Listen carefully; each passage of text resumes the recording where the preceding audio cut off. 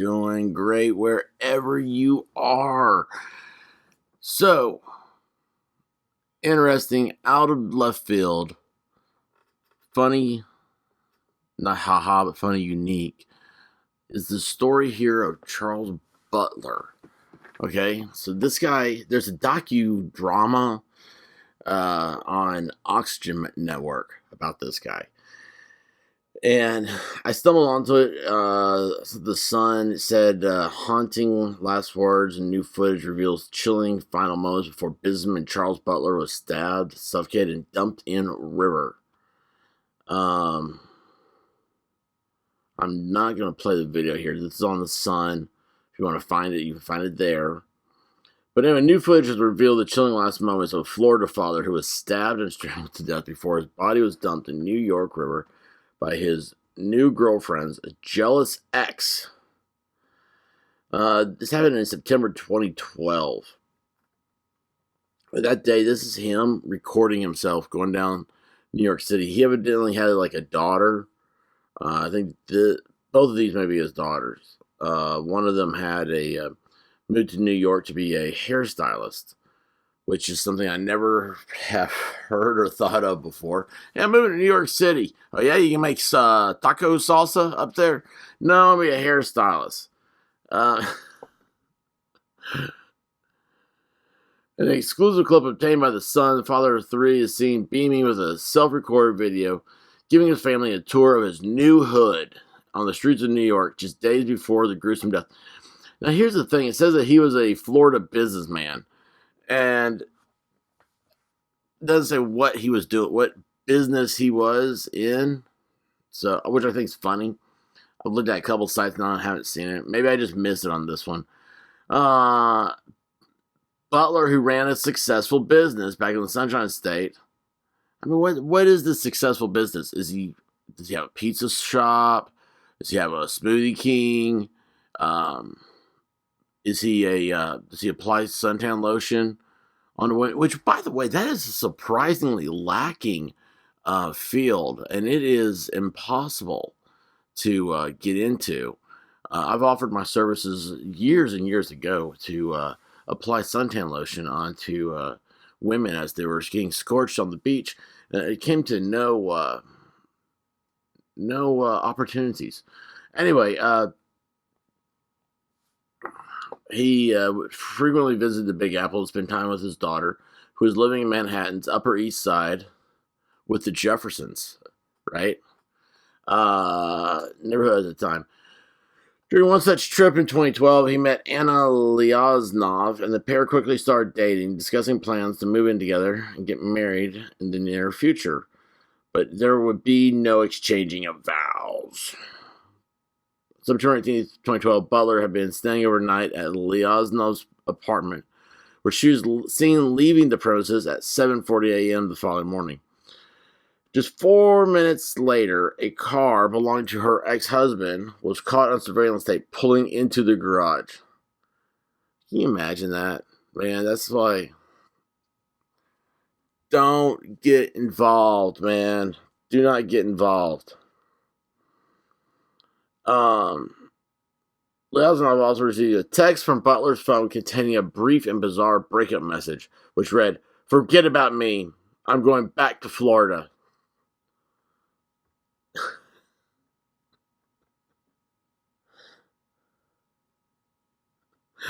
Oh, jeez.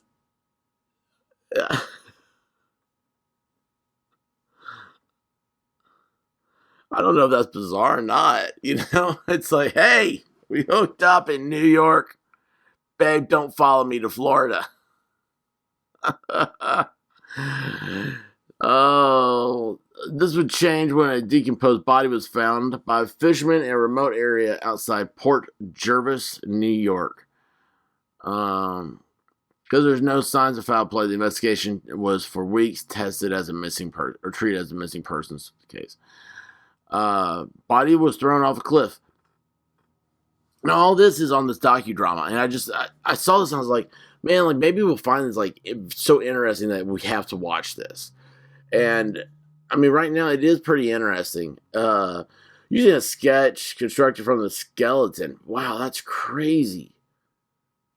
A sketch from a skeleton? Y'all know about that? Because I don't. A single usable fingertip print. Oh, oh, gross. And DNA analysis. The body was positively identified as Butler's in May of 2013. So this was 5 and 3 is 8 months later.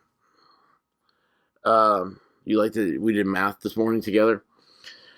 By this time, Sherdinov was back together with Lyaznov, having swooped in to comfort her and sleep with her the night after Butler's untimely disappearance. Is that not weird? Okay, I mean, in my world, that doesn't happen. All right? In my world, that is weird. It's like, who wants to be with a chick that she's like, oh, well, I banged a dude yesterday, and he sent me this text that said, forget about me. So she's thinking she was used up cannon fodder, and now she's like, well, I will consolation prize go with my ex-husband, who I don't want to be around.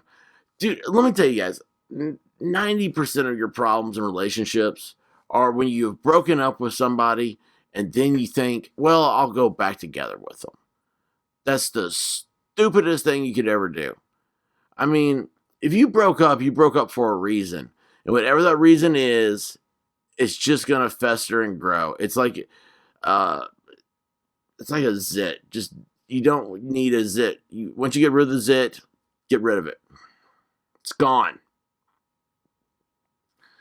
Let's see here. He initially gave investigators a false alibi and said Butler's death was caused by an accidental fall. But here's the thing. I mean, this is missing. Like, so how did he see Butler fall? Right? What was the alibi? He later conceded to killing his love rival, but claimed to have done so in self-defense. I love that this is the new thing. Yeah, I murdered him in self-defense. It was in self-defense. Okay, let me tell you what. Here's the thing.